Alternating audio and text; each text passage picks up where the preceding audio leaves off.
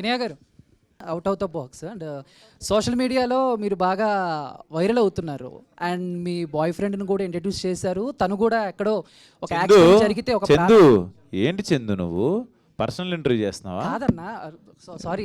మీరు ఏంటమ్మా మీరు ఇటు తిరిగిపోయి ఇటు మాట్లాడుకుంటున్నావేంటి? మనుషులు ఉన్నాం కదా మేము కూడా. క్వశ్చనే అన్న అశ్విన్ అన్న. నీ గర్ల్ ఫ్రెండ్ గురించి ఫస్ట్ అది మాట్లాడవేంటి నువ్వు? మీ పెళ్ళి ఎప్పుడు? ఎప్పటి నుంచో చెప్తున్నావు 4 నెలలకు ఒకసారి పెళ్ళి అంటున్నావు, ఇంకా అవ్వట్లేదు. అది చెప్పు ఫస్ట్.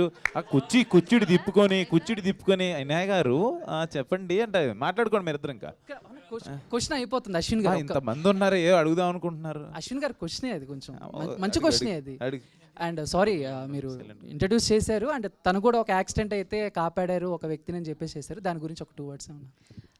అంటే మేము ఒక మూవీ చూసేసి వెళ్తున్నాము నైట్ 2:30. ఆ టైంలో వర్షం పడుతుంది అండ్ ఒక స్కూటీ స్కిడ్ అయిపోయి పడిపోయింది. అప్పుడు తనకి అంటే ఆర్గన్స్ కూడా బయటకు వచ్చాయి ఒక సైడ్వి.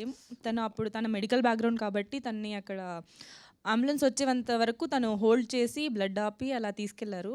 బట్ ఆఫ్టర్ 3 days వరకు అంటే లాస్ట్ తనతోనే మాట్లాడాడు, గౌతమ్తోనే, ఇంకెవరితో మాట్లాడలేదు వాళ్ళ ఫ్యామిలీ వాళ్ళతో కూడా.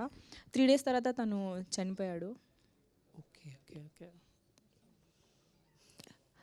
అది అన్ఫార్చునేట్. I'm sorry. అశ్విన్ గారు,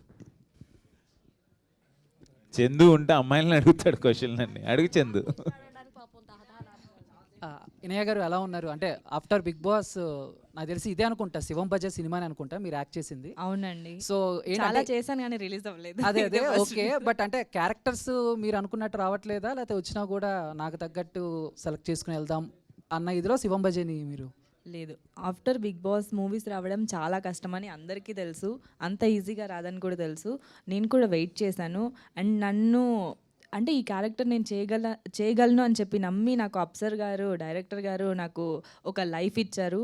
I'm so happy and life full గ్రాటిట్యూడ్తో ఉంటా అప్సర్ గారికి. Thank you so much sir, నాకు ఫస్ట్ లైఫ్ ఇచ్చారు. అండ్ నేను ఈ మూవీ కూడా ఇంత ఫాస్ట్గా వస్తుంది అనుకోలేదు. దీనికి ముందు షూట్ చేసినవన్నీ ఇంకా అలానే ఉన్నాయి, ఏది కాలేదు. ఇది శివుడి ఆజ్ఞ వల్లనే రిలీజ్ అయింది ఇంత తొందరగా. అండ్ నాకు కూడా చాలా మంచి పేరు వచ్చింది. అందరు చాలా బాగా నాకు కూడా చెప్తున్నారు, నా ఫ్రెండ్స్ కానీ చూసిన వాళ్ళు కానీ చాలామంది మెసేజ్ చేస్తున్నారు. Thank you. అండ్ ఇంకో క్వశ్చన్,